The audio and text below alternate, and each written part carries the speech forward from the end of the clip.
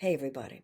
Welcome to today's Firelight Chat. I'm talking to author Nancy MacLean. She wrote a very important book, something that gives a stunning insight to how we got to where we got in this country. That book is called Democracy in Chains. Nancy is an award-winning scholar and professor of history and public policy at Duke University. Her research focuses on race, gender, labor history, and social movements in the 20th century U.S. history, with particular attention to the U.S. South. Her work has received more than a dozen prizes and awards. It's been supported by fellowships from the American Council of Learned Societies, the National Endowment for the Humanities, the National Humanities Center, the Russell Sage Foundation, and the Woodrow Wilson National Fellowships Foundation. Her books include Behind the Mask of Chivalry, The Making of the Second Ku Klux Klan. That came out in 1995. And Democracy in Chains, The Deep History of the Radical Right's Stealth Plan for America. That came out in 2017. And now there is an updated version in which Nancy has included some of the chapters of our history that have unfolded more recently since 2017. So we're very fortunate to get to hear from her today. And I want to ask Nancy, how did we get here? And the implication, of course, is what do we do now? Thanks. Nancy MacLean, thank you so much for being with me on Firelight Chat. It's great to see you again. It's wonderful to be with you. Thanks, Marianne. Thank you. When your book, Democracy in Chains, came out, I remember being kind of stunned by it. That was what, in 2017 that book came out? It was, yes. Yeah. So at that time, it was like radical new information. And now there has been, I think, a gradual awakening among the American people so that now you are the primary articulator of a conversation that more and more people are open to. I remember when I first read the book, basically what we're talking about here is how did we get here? What Yeah. was the actual systematic strategy that really caused such a movement of the Overton window in a rightward direction in the United States? I remember reading about the economist named Buchanan and all of the things that you write about in that book. So really, I'd like to just kind of throw it over to you. What happened and how is it that our democracy got put in chains? Yeah, it's so sad. I so wish I'd been wrong, quite frankly. And my editor says, it's kind of strange for a history book to be predictive, but that's the situation that we're in. But the reason that it was predictive of how bad things have gotten was that it is the story of the deep strategy that has developed over time on the radical right, particularly the radical corporate right, led by the Koch network of donors assembled by Charles Koch over the years and with increasing velocity after 2009. But my story actually began in the 1950s in Virginia with the phenomenon of massive resistance to Brown versus Board of Education.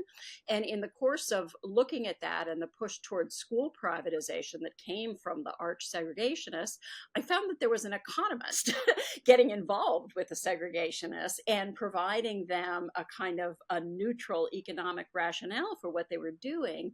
And I became fascinated, wondering how anybody could do this, especially, someone who was cosmopolitan and, a professor and, spoke five languages. And why would somebody do that? Anyway, fast forward, what I found, going through this James Buchanan's archives and then connecting them with what was unfolding in the world around me from 2011 on, is that Buchanan developed the strategy that that has been implemented by the literally hundreds of organizations that the Koch donor network funds, and it is a strategy that is basically designed to, and here I'm not joking, I'm not exaggerating, reverse engineer the 20th century, to try to make it so that all of the popular policies that came into effect, they particularly point, by the way, to women's suffrage as undermining their model of a good economy as being one of the contributors to that.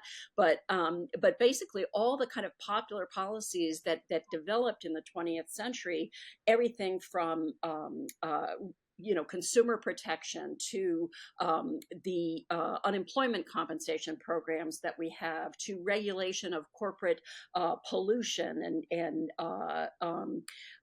things like Social Security, Medicare, all of these things, these people are against, but they understand that these policies are very popular with the people and the voters. So what their strategy aims to do is to systematically demolish popular power, particularly, but not only, groups like unions, also Planned Parenthood, other groups like that, demolish that collective popular power, and then at the same time re-engineer the political system so that their ideas and goals have a better chance to prevail through things like voter suppression, gerrymandering, the weaponization of our federal system to empower states against the federal government.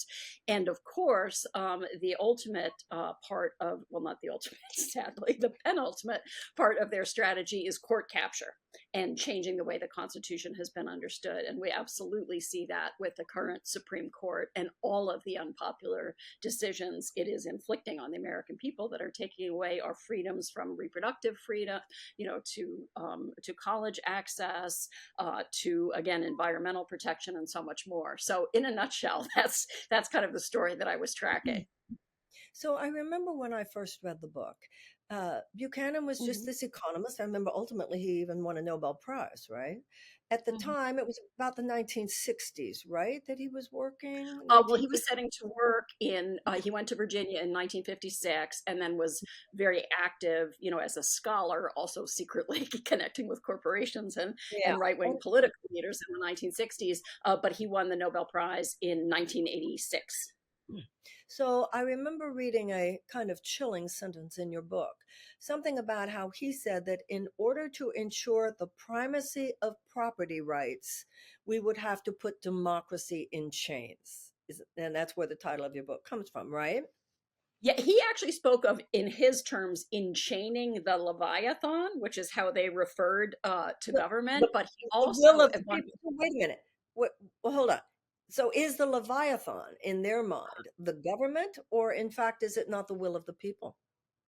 it is the will of the people enacted by modern governments. And Buchanan actually did use a phrase in the early 2000s to say, why would anyone expect, in his view, sound economics to prevail after the 18, after the, as he put it, after the demos had been unchained. And for a Okay, so man who hold on. was Let's go a little had slower some, here. This is fantastic. So hold on. After the demos has been unchained, which means the will in of the Greek, people prevails. right, And of course, right, Jefferson had said the only safe repository for power is in the hands of the people. So he's saying, how could you have sound economics if the people have their way? Because he's yes. talking about an economics that basically serves the property owner. Yes, absolutely. It's what I think of as property supremacy. And it's not a coincidence that property supremacy overlaps significantly with white supremacy. Well, of course, going all the Buchanan, way back to the yeah, ownership of slaves. That's what that is, they're my exactly, property. exactly. And that is that And evil, there's the other. very significant overlap between his ideas about government and where classes come from and the problems of tax transfers and the thinking of John C. Calhoun, the 19th century US Senator and former vice president, who ended up leading the militant South toward what became secession. But he was also a very sophisticated anti-democratic theorist, and Buchanan's ideas really overlap significantly with his, as even Buchanan's own students recognize. So, where does Ronald Reagan come in? Oh, yeah, interesting point. So Ronald Reagan, of course, was governor of California before he was president. He was deeply connected with the right in California, with, again, the kind of right that we see now, the kind of based in fossil fuels, industrial agriculture, a lot of industries that are dirty industries that have problematic consequences for their workers and for the public. And that was really the base of the political right in California. And Buchanan actually spent most of his career in the South and in Virginia institutions, but there was one little blip of a time when he left Virginia in a huff from the University of Virginia and went to UCLA. And he happened to be there when Angela Davis was teaching and drawing huge crowds, much to his discomfort. effort. And he became connected with Ronald Reagan through that, and with Ed Meese, and actually laid out a program that the right is now following for how to undermine dissent in higher education by privatizing it, by raising tuition costs, by taking away faculty governance, all of these kinds of things. But in any event, so he got connected with Reagan, and particularly Ed Meese, Reagan's consigliere, that people may remember from Iran-Contra, anyway, and who's still a big actor on the right in his later years. But Reagan became a symbol, and he drew the attention of many people on the right, and he talked the kind of libertarian anti-government talk. Many of your listeners will probably remember his inaugural address when he said government is not the solution to our problems, government is the problem. But if you can imagine the kind of people that I'm writing about here, that I wrote about in Democracy in Chains, Buchanan and Charles Koch, and all the kinds of operatives and others that they have, allied in this cause, they found Ronald Reagan to be a great disappointment because he was not right-wing enough. And then they found George W. Bush, who was, our most right-wing president. When he was in office, they found George Bush to be a disappointment. And in both cases, what they were angry about is that these figures, again, would kind of talk the talk of libertarianism, but they wanted to stay popular. So they wouldn't do things like privatize Social Security, privatize Medicare. Bush talked about it. Hold on a second. He did. A second time he did flirt with that, but he didn't get it. So he walked it back. Yes. Now, I have been told, though, that the Koch forces do not like Trump. It's kind of a complicated issue, and I mentioned earlier to you that I have a new edition coming out of the book later this month with a preface that kind of brings things up to date. But what I point out there is that even though Charles Koch in particular made noises against Trump before he was elected and described him as a monster, among other things, they very quickly kind of surrounded him when he was in office, and people from the Koch network occupied key positions in the Trump administration. Most obviously, his vice president, Mike Pence, who was deeply rooted in the Koch network operations, as well as Mark Meadows coming out of the Freedom Caucus, before him, Mark Short, Betsy DeVos. I mean, I could go on. There are dozens of these figures. And, essentially, one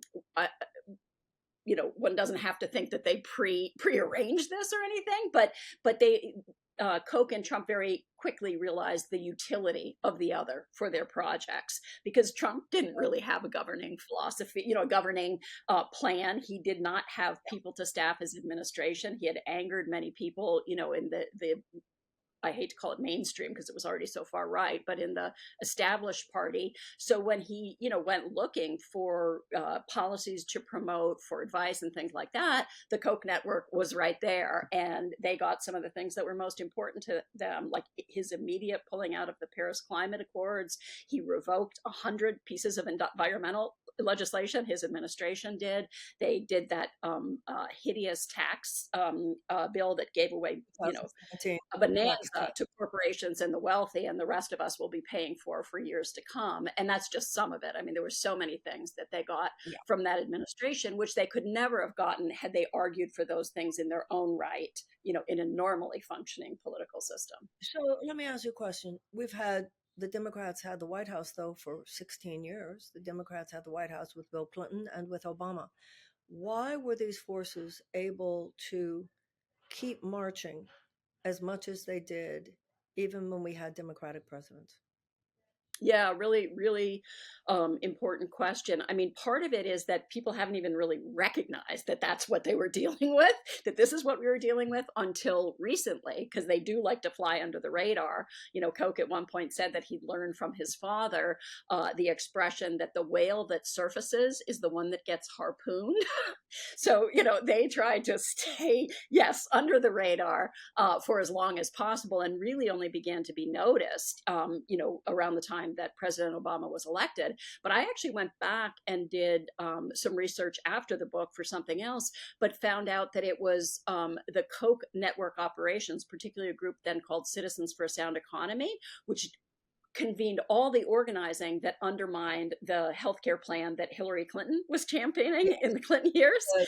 So when she spoke, I want to take a Sorry. moment and make sure those of you who are young who might not Mhm. remember, I want to make sure you know, Oh, yeah. uh, Bill Clinton, along with his wife, who was head of the Mhm. effort, really did try on universal health care. And the majority of Americans wanted it, and it was a very exciting moment. Mhm. And then all of a sudden, there was this barrage of ads, and that's what Yes. Nancy is referring to. All of a sudden, they were called the Thelma and Louise ads at the time because there would be these two women sitting in their kitchen. I don't know. I'm just Mhm. worried because I want to keep my doctor. And they scared everyone into thinking they couldn't keep their doctor. And it was really an example of what happens when you throw billions of dollars into an effort, man. You can kill whatever you want to kill Yes. on a political. Exactly. Nancy, do you think that what happened with the Clintons in terms of um, the rejection of universal health care is part of what made him go in the direction of the Democratic Leadership Council, feeling that the only way we could beat these guys is if we made as much money as they did? Do you think that's what caused Clinton to move in Clinton, that direction? well, he actually came out of the Democratic Leadership Council, so he did try to square the circle, and Clinton, I mean, certainly he was battered by those efforts and then by the Republican Revolution, as it was called, of 1994 with Newt Contract, that Gingrich and contract. Dick Armey. And like Obama, he was shellacked, in the midterm elections 2 years after he was elected, with low turnout of Democratic voters and such. But he also, Clinton came from Arkansas, a lot of this kind of this anti-government, states' rights kind of philosophy has always been anchored in the South because of slavery and the racial capitalism that developed thereafter. So Clinton, at that point, like Tony Blair in England and many other people, kind of imbibed these ultra market, anti kind of government ideas. So, I mean, he did try to do some things, but he also, he brought NAFTA, the North American Free Trade Alliance, that has done a great deal to undermine living standards and manufacturing, things like that. So Clinton was problematic in many ways as a president, in ways we see even more clearly with hindsight, and I think that's partly why Hillary Clinton aroused not that much enthusiasm among the many of the Democratic voters that she needed to reach to prevail in 2016, because she was seen as associated with those policies and with that presidency, and really didn't have an answer for people in places that had been deeply damaged by those so-called free trade policies. And so, and Obama, in some ways, I think also kind of drank some of that Kool-Aid, even though he tried to do different things. So so there have been challenges within the party. I think one of the things that we've seen since 2016 in particular is a kind of fight for the soul of the party. And I think it's very interesting that grassroots groups, community groups, or labor unions, immigrant rights groups, women's groups, environmental groups, so many people have actually push the current administration to the left on many of these issues in a way that is more so than under certainly under Clinton, and even under Obama, because the conditions in our society are so different and people are frustrated, understandably. Well, I don't know. You've got four major environmental organizations that have endorsed Biden. Biden has given more Hmm. oil drilling permits even than Trump did. He has okayed the Willow Project. So, and when you look at some of the so-called progressives, even AOC having endorsed Biden this time, I don't know how you're pushing someone to the left when you're endorsing them right away when they are actually not standing for the things that you want. So, I think this idea of the uh, Biden leftward direction is kind of overstated, both in terms of what he has accomplished and also in terms of those who are supporting him. Certainly, if Build Back Better had passed, that would be a whole different thing. But there Right. I are, was talking about, yeah, setting the yeah, agenda for the administration. And it is a challenge. I mean, we can forget now, but FDR had huge majorities in Congress. LBJ, Lyndon Baines Johnson, when he was, pushing for the civil rights legislation, voting rights, and the Great Society legislation of the 60s had a majority of like 60. Like he could lose a lot of people and still prevail. Biden came in, and I was talking about, his agenda coming into office, was much more progressive, I think, than these previous figures, but also had, such tight margins with the filibuster in the Senate. There were only, 60 Democratic Yeah, senators, yeah. and Also, Joe Manchin and yeah, Kristen yeah. Sinema. See, I have. There's so much making excuses for these Democrats. And Nancy, I have a problem with it. Go back to someone like Obama. Obama was elected with a mandate. We bought the whole hope and change thing. We Mm-hmm. did. And we gave him the White House, and we gave him the Senate, and we gave him the House. And you said something a couple of minutes ago about how during the midterms 2010 Democrats Mm-hmm. didn't show up. I would argue that they didn't show up because he didn't go in there and do what he said he was going to do. So, I mean, sometimes it's about Democratic presidents being blocked, and sometimes it's about the Democratic presidents not doing what they said they would do and showing the spine once they got there. One thing you said about the Republicans is they consider winning the election their mandate. And Democratic presidents sometimes, it's like I remember you were saying in our last interview that Clinton himself said about himself, "I'm an Eisenhower Republican." Yeah. Didn't you Yeah. tell me that? So, Nancy, I may somebody else might have, but I certainly know that he, right, he's thought, right. that the political system in the U.S. had shifted so far to the right. I will say though, there's another interesting piece here, and that is that for many, many, many years in this country, we had essentially two different electorates: the presidential electorate, because most Americans tend to focus on the person at the top of the ticket, and personality questions, and then the midterm electorate, and the midterm electorate has traditionally skewed older, whiter, and wealthier, because and so many people don't even understand state politics. So much of this Koch style radical right revolution has been carried through at the state level in states like my North Carolina, because a lot of people don't even vote the whole ticket, right? They leave part of the ballot blank, and as a result, Republicans get disproportionate power. But one of the things that we've seen that's been so interesting since Trump was elected in 2016 is that that's changing. And the midterm turnout of particularly young voters, Gen Z voters, has gone up. Also, women were outraged, at the Dobbs decision, and turned out in significant numbers in 2022, along with young people who are concerned about, and young people, the data, the information that we have suggests are much more concerned about issues than about the personalities at the top of the ticket. So if the issues are reproductive freedom, protecting gay and trans people, trying to get action on the environment, like those are things that are very motivating to them. So that is one really encouraging development that we've seen in the last few years that Well, I am hoping will continue.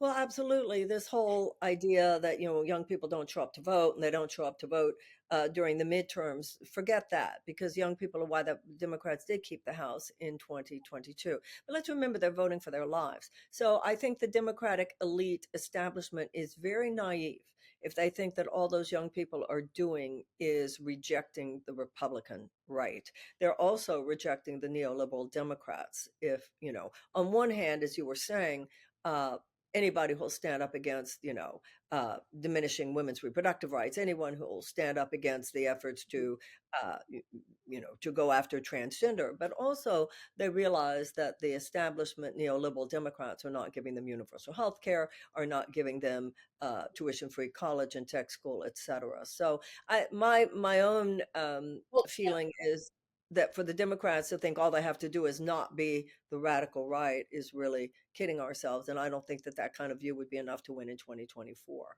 Now, I want to ask you because oh, last I time absolutely think, yeah, but I will say too, I'll just push back a little on this, because I do think, on some of these issues, it has been a problem of, I mean, and I always want to see more than we get. So just to be clear about that, but, we have a very difficult, recalcitrant kind of political system. And I do think, the fact that the Supreme Court undermined the tuition relief that students were going to, young people were going to get from the Biden administration, they didn't stop trying to do that. They're trying to find other ways around that now that can be done, that can be within the way that the Constitution is being Yeah, interpreted but by the Nancy, current courts. And yes, ditto, that's true. today I just saw something about renegotiating the leases on federal land, and it was astonishing to me to see that Yeah, since these I think things were we're created like more than a century ago, nobody has changed the royalties that fossil fuel companies pay for, drilling on federal lands and mining on federal lands, or the amount that they have to pay up front if they cause problems or things like that. So, that is another thing that's going through at the executive level, because it's impossible to get it through, Congress at this point. But I think we have to watch all these things. Is one thing that I worry about as an educator with young people is, honestly, and I hear this from people in all kinds of domains, like, we have as a country dropped the ball in civic education, and a yeah, lot of, I'm sorry, well, young what? people and older people on civics, right? On understanding, like, how does an idea become a bill, become law? What is the authority? Does what authority does a president have as an executive? What is the balance of things between states and federal government? And so there's a lot that people don't know, and particularly I think in the social media intensive, 24/7 media environment that we're in, we tend to, there's big dust ups often over things that are, how some person behaved or what they said. And what isn't getting attention is the kind of thing that investigative reporters, of which there used to be many, many more, would dig into and really, expose in terms of deep, structural problems or challenges or things that have been done right. But we're not getting a lot of that news, and we're getting a lot of noise. So I think the crisis of the media in the internet age is part of our problem, but like good news, as Sarah Kendior said in one of her books, good news, like accurate fact-based investigative news, went behind paywalls at the same time that disinformation was being, put out by fire hoses for free. So there's just so many dimensions to the crisis that we're facing now, and it's hard to keep them all in view, but I think it's helpful. Yeah, and Biden also did vote for for the bill that said you couldn't go use a bankruptcy, you couldn't go bankrupt with the college loan debt and things like that. So I just have a sensitivity about making, always coming out with this kind of codependent, making excuses for Democratic presidents. I hear what you're saying, but I think Mhm. also there are ways that even despite all the machinations of Washington, great leaders can cut through and make things happen, or at the Yeah. very least, talk to the American people. Now, when you and I talked Can before, I add one thing there, Marianne? yeah, I think this is apocryphal, but I have read in a number of places, though I've never seen it fully sourced, that FDR, Franklin Delano Roosevelt, who was president for the young people, during the Depression, and was key factor in creating what we call the New Deal and kind of the modern federal government that meets our needs, even if imperfectly. But he is said to have told union people who came to see him, okay, well, make me do it. Make me give you the legislation that you want, right? And what he meant by that, and this, same thing has happened to civil rights activists, women's movement activists, environmentalists. There has to be independent social movement organizing on the ground to create the opening for significant policy change. And if we don't have that, then we don't get the policy change. So, like, I would say too, at this moment, we've lost our anti-war. Like, where are people who are worried about the size of the military budget, right? Other I than don't like think Bernie that, you Sanders is know, trying to chip it say down by that 10%. to all the millions of people who worked so hard to elect Bernie Sanders, and the DNC suppressed his voice. I mean, it's a little more complicated than that too, because a lot of people would say that they tried so hard to do exactly the kinds of things you say the people need to do. It always comes down to, well, the people didn't make us do it. The people have tried so hard, and I think we need to deal now with how sclerotic the political system is, including among the Democrats, that sometimes makes it so hard for the will of the people to really be effectuated. But going back, when you and I spoke before, this was before the update in your book. And I know now with this update, you're taking on the whole Trump phenomenon. How did we understand, starting with the economist Buchanan, the primacy that in Mhm. order to protect the primacy of property, we have to put democracy in chains. The Koch brothers said, we love that. We'll fund that. They started their whole strategy. You named many ways in which they effectuated that strategy, even unto the point of taking over the courts. You said that they didn't love Trump, but once Trump was in Mhm. office, he was sort of a useful idiot for them in a Mhm. way. Um, Mhm. Regardless the personality of Trump, where did the Trump presidency leave us, and where are Mm. we now in terms of the threat of this right wing Yeah. assault on the will of the people? Extreme right wing, extreme right wing. Yeah. The threat is, horrific, right? I mean, and it continues to unfold. And one of the there are so many dimensions to this. I mean, fortunately, this is a good week for finally, grand juries and Trump and his associates in trying to steal the election and overthrow the will of the people. Finally, there is judicial accountability developing, with a number of the state suits as well as what's coming from the federal prosecutor Jack Smith. It looks like that is finally happening, and that's important because what we know from the political science literature, the comparative literature on coups, is that the best predictor of a successful coup is a failed coup for which there is not accountability, right? And that's where it looked What like we were headed, oh, a few months hold back. on, that's really, slow down a little, because what you just said was really Right? important. What you pointed to was the danger of not holding him, the danger that lies in not Yes. holding him accountable. Mhm. You said the predictor of the successful coup is an unsuccessful one for which there was no accountability. Wow. Yep. Well, Jack Yep. Smith's trying to take care of that now. So is Michigan. So, states are Yeah. So are that is trying to encouraging. step up. Of course, the problem we have, Nancy, is that there are people who would vote for Trump for president even if he's in jail. I know. I know. I know. It's, I whatever it is, a quarter of the country at least is, rock solid behind this. And, that reflects a number of things. I think one of them is that this radical right that I wrote about made a strategic decision, certainly by the 1990s, and that has accelerated since, to make an alliance with the religious right. And Catholics where they could get them, but absolutely white evangelicals, in particular. And if you think about it, what first motivated white evangelicals to begin to organize and develop an identity that crossed their denominations? It was the Scopes trial, right? It was teaching evolution in the schools. So here was an audience primed for the science denial that the fossil fuel magnates like Charles Koch and Exxon and Shell and all of these people have been spilling out. And they have actually funded the development of theology that would be pro-capitalist, and support this deadly industry. And I'm actually working on a book now that looks at the transnational version of all this, and I don't want to scare the hell out of your readers, but I see better now than I had when I wrote Democracy in Chains, that it really is the fossil fuel sector and dirty industries that have been in the vanguard of this radical corporate right, trying to evade action, trying to stop government regulation, trying to keep, profiting from their deadly products. And they actually started, they knew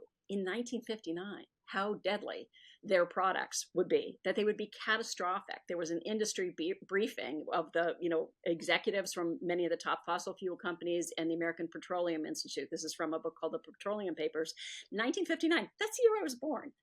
I'm 63. They've known about it for all of that time, and the news only got worse. Their own scientists were telling them, we're going to see catastrophic consequences from greenhouse gases, et cetera. What did they do? Did they stop to save the rest of us and the planet? No. They saw new sources of profit and they continued to invest, but they funded a vast denial apparatus and this political apparatus to paralyze government so that it couldn't act on climate change, but all these other things that the people want as well. And they are working transnationally, using these kinds of ideas that Buchanan and Milton Friedman and Friedrich Hayek and others developed. Um, anyway, it's quite something. It's breathtaking, but also I do want to emphasize that they're doing this because they know their agenda is not popular, right?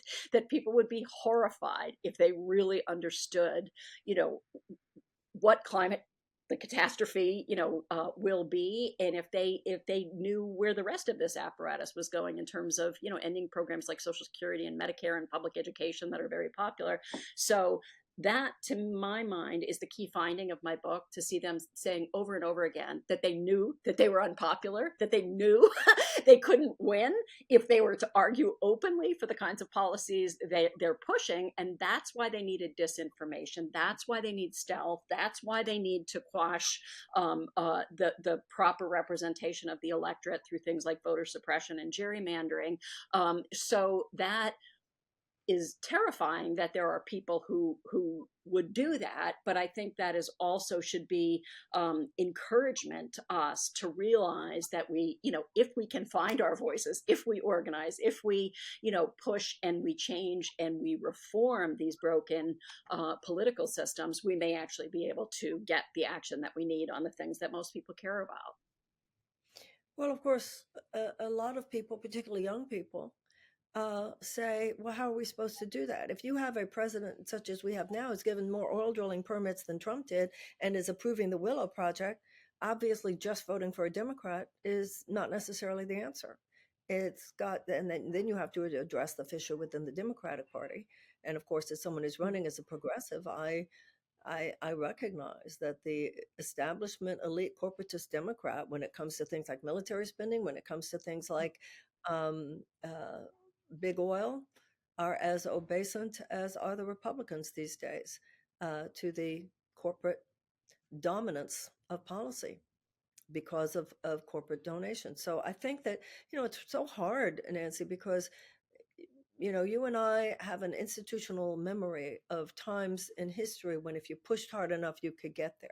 But these kids today recognize the undertow moving in the right, particularly after the suppression twice of the candidacies of Bernie Sanders. So I see that this is a very, very significant moment, and God help us if we don't play it right, because if Trump gets back in, do you believe these stories that he already has plans underway for how he would take over more aspects of the government? Have you been reading those articles?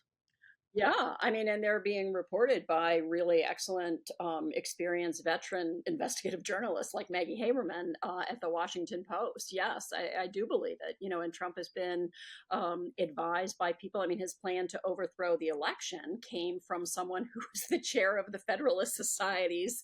I forget exactly what the title of the commission was, but it was the Federalism and State Practices or something. So these are people who come from these organizations that I was writing about in Democracy in Chains. They are no friends of democracy. And what we've seen too, I was mentioning that my new work is about the global aspects of this, because if we there's so much to preoccupy us in our own country, but we're not the only country going through things like this, right? Yeah, I mean, Hungary absolutely.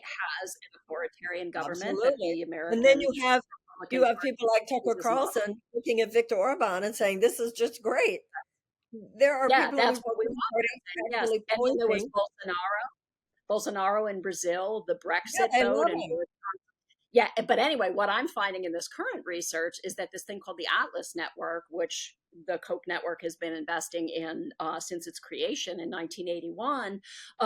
Their affiliates have been involved in all of these things. So I think that's what's happening with them, is that they have become frustrated by the inability to make the kind of progress that the donors are now demanding, in as fast a way as they are seeking to get it.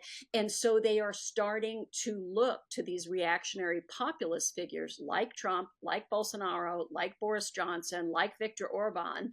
And by the way, Berlusconi was the first, but at that point we didn't understand, anything about this network or anything. But Interesting. they are seeing that if they get a figure like that, it is enough to distract the public, to create identity-based kind of tribal divisions among people, to kind of break up the way things normally happen, create what one of them wrote in the 1960s as a populist reset, pointing to Joe McCarthy as a good example, and use that kind of chaos in order to push through their agenda. And we see that now. They talk about, certain actors as what do they call them? Chaos agents. So Mhm. Steve Bannon talked about Joe Kennedy as a chaos agent, a useful chaos agent, in this election. So these are just such fraught times, but I think it's really incumbent on all of us to learn as much as we can about kind of what's going on behind the scenes, because once you see what the strategy is and what the end game is, you're in a much more empowered way to figure out, how to navigate it and how to think about how each of us, can make a contribution. And we all have different skills, different resources, different networks, we're placed in different parts of the country, but, there's something for everyone to do in this crisis. And again, once we see, kind of, it's almost like having X-ray vision. I think, once you have that X-ray vision, you're in a much better position to figure out how to spend your limited energies and resources, because of course people have chaos happening in their personal lives in these times too, and there's so much Well, less well, social I think support for also when you said it's helpful to know what's really happening behind the scenes, I think your work, what has been so illuminating for me, is it's not just making it clear what's happening behind the scenes, but also making it clear how all this happened, to look at the history, yeah. to see the trajectory. That to me is what just opens your eyes. And then you get it, and you get that they're simply being successful at what they set out to do a long time ago. And if Democrats are only reactive as opposed to proactive in Mhm. developing the kind of society we want, then there will be a Yep. limit to how much you can fight this stuff off. Because Mhm. um, there is a level on which it becomes almost perversely attractive to people who are looking for a strong man and don't realize Yeah. that the strength comes from democracy itself. Nancy MacLean, Yeah. you're fantastic. Thank you very, very Oh, much. thank you And so much. It's a it's pleasure to wonderful to speak with have you. you. And yes. Thank you. And So remember, everybody, Democracy in Chains, there is now a new edition, which is the updated edition, because the original did not include the years of Donald Trump and so much of an update on what's going on now. And when it comes to all of this that we've been talking about today, as far as I'm concerned, there's nobody sharper than Nancy MacLean to tell us what's really thank you so going much. on, how it happened, and to give us really profound insight into what we as citizens need to do about it now. Thank you so Nancy, much, Marianne. And thank thank you to you. the listeners for taking these issues so seriously and trying to Well, find effective ways to act. we all need to. Thank you so much.